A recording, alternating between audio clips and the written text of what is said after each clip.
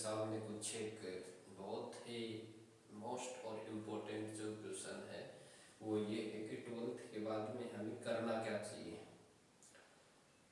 हर student के और हर माता पिता के दिमाग में यही रहता है कि हमें 12वीं के बाद में अपने बच्चे को क्या करवाना चाहिए।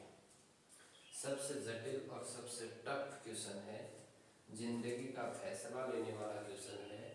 और जब बच्चा 12th कर लेता है तो उसको भी ये पता चल जाता है कि मुझे अब क्या करना चाहिए। लास्ट में क्वेश्चन मार्क्स लग ही जाता है, लास्ट में जो क्वेश्चन मार्क लग ही जाता है और वो लगता है कि क्या करना चाहिए मुझे, है ना। तो ये एक बहुत बड़ी विडंबना है और बहुत बड़ा एक क्वेश्चन है। सबसे पहले जैसे 12th पास, जैसे ही आपने 12th पास की, 12th पास करने के बाद में आपके मन में आएगा कि अब क्या करें। जैसे तीसरी या चौथी क्लास का जो बच्चा होता है उसको तो पता है कि मैंने 4th क्लास पास कर ली है, 5th में होना है। 8वीं क्लास का जो विद्यार्थी है उसको पता है कि मैंने 8वीं क्लास पास कर ली है, मुझे 9वीं क्लास में होना है। तो जब ऐसे ही उनका रोटेशन बढ़ता रहता है, लास्ट में वो 12th क्लास कर लेते हैं, उसके बाद में सोचते हैं कि मुझे क्या करना है। तो इसमें फर्स्ट ऑप्शन क्या दिया हुआ है, देखो पहले वो क्या करते हैं, कॉलेज करते हैं ना, कॉलेज कर लेते हैं। College first year, second year, third year वो भी कंप्लीट हो जाती है। फिर लास्ट ईयर आते हैं, उसमें भी फिर यही क्वेश्चन मार्क्स आ जाता है कि मुझे अब क्या करना चाहिए, है ना। जैसे ही कॉलेज फर्स्ट ईयर हो गई, सेकेंड ईयर हो गई, थर्ड ईयर हो गई और उसके बाद में फिर से एक क्वेश्चन मार्क्स आ जाता है कि मुझे क्या करना चाहिए। चलो 2 साल फिर आपने और दे दिया, कॉलेज करने के बाद में आपने बीएड कर लिया, बीएड करने के बाद में आपने एमएससी कर ली या एमए कर लिया। 2 साल इसमें लगा दिए, 2 साल इसमें लगा दिए, 2 साल इसमें लगा दिए और 3 साल इसमें लगा दिए। 3 और 2 5 और 2 7, 7 साल आपने यहाँ पे खराब कर दिए अपने, है ना। उन 7 साल यहाँ पे खराब हो गए और उसके बाद में भी क्वेश्चन मार्क आपका रह जाता है कि हमें क्या करना चाहिए। ठीक है, अगर मैं इस ऑप्शन को यहाँ से निकाल देता हूँ तो फिर आपका सेम क्वेश्चन यही रहता है कि मुझे अब क्या करना चाहिए, है ना।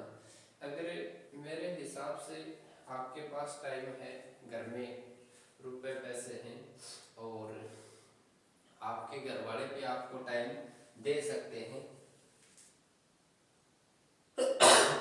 तो आप ये कॉलेज, एमएससी, बीए वगैरह ये कर सकते हो, है ना। और सिचुएशन बाहर ही खराब है और सुबह का खाना है, शाम का खाना नहीं है, तो इस सिचुएशन में आपको क्या करना चाहिए। नंबर 2 पे जो बात आती है, जॉब।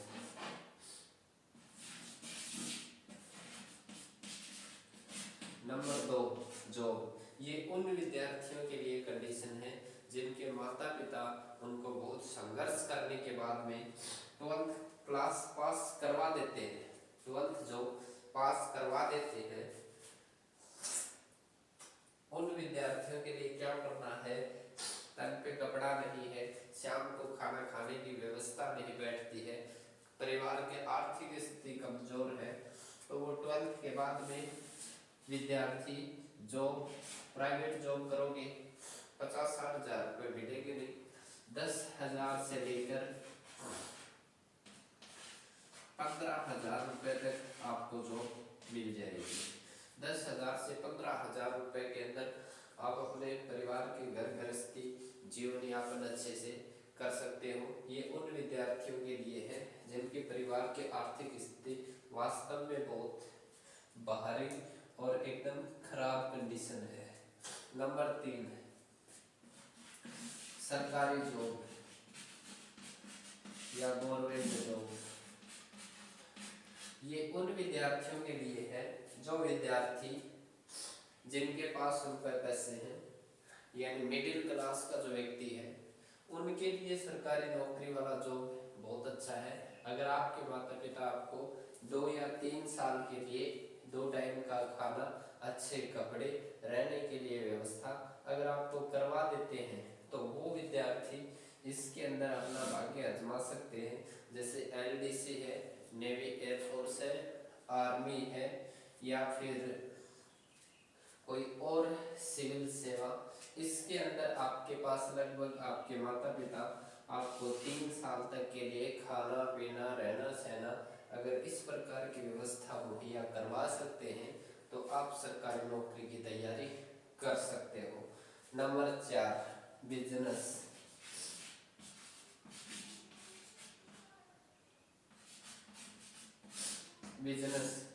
बिजनेस वही लोग कर सकते हैं जिनके पास 40 से 50 लाख रुपए कमाए हैं।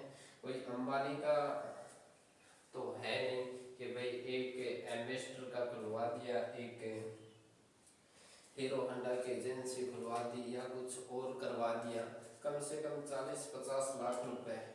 इस बिजनेस वाले सिस्टम में यही होता है कि जो जिनके माता पिता इस लाइन के अंदर हैं वो अपने बच्चों को पढ़ा लिखा कर उनको लास्ट में इसी सिस्टम में लेके आएंगे। और ये जो बिजनेसमैन का जो सिस्टम है ये लगभग अपने 5 से 10% व्यक्तियों के अंदर ही है ना। 5 से 10% व्यक्ति पूरे भारत में आपको मिलेंगे। तो ये था 12th के बाद में। अगर आप इस सिस्टम के अंदर जाते हैं, अगर आपके परिवार के पास 7 या 8 साल हैं आपको दोनों टाइम खाना वाना देने के लिए, तो आप इसके अंदर जा सकते हो। अगर परिवार की आर्थिक स्थिति एकदम खराब है तो आप जॉब के लिए निकल जाइए। और आपके परिवार में वही सेम सिचुएशन, 3 साल के लिए आपको दोनों टाइम का खाना वाना अगर आपको अच्छे से दे सकते हैं तो आप सरकारी नौकरी की तैयारी कीजिए। और चौथा ऑप्शन उन्हीं के लिए है जिनके पास 40-50 लाख रुपए हैं। ये थी मोटी मोटी बात। आप बड़े सौभाग्यशाली हो जिनको रहने के लिए छत है, खाना पीना दोनों टाइम की जो सुविधाएं हैं वो आपके माता पिता आपको उपलब्ध करवाते हैं। और उसके बावजूद भी आप उनके सपनों के साथ खिलवाड़ करते हो तो ये गलत बात है भी, है ना। जैसे जैसे करके खून पसीने से मेहनत से आप लोगों को वो पढ़ाते हैं और आप किसी कोचिंग वगैरह में जाके या फिर कहीं और इंस्टीट्यूट वगैरह में जाके वहाँ पे लापरवाह हो जाते हो और अपने माता पिता के सपनों को चूर चूर कर देते हो। जैसे अपने कोटा के अंदर हर दिन एक सुसाइड नोट वगैरह लिखा आता है, उसमें हर व्यक्ति सुसाइड वगैरह कर लेता है। क्यों कर लेता है? क्योंकि वहाँ पे जो सिस्टम है वो तैयारी हो नहीं पाती है। माता पिता के पास इतना कर्जा हो जाता है कि वो जमीन वगैरह बेच के, गहने वगैरह बेच के आप लोगों को पढ़ाते हैं और उसके बाद में आप उसको अटेम्प्ट ही नहीं कर पाते हो, पास ही नहीं कर पाते हो, तो वो लास्ट में डिप्रेशन में आके और वो शायद ऐसा कदम उठा लेते हैं। तो मेरी ये जानकारी आपको थोड़ी बहुत कुछ समझ में आई होगी। धन्यवाद।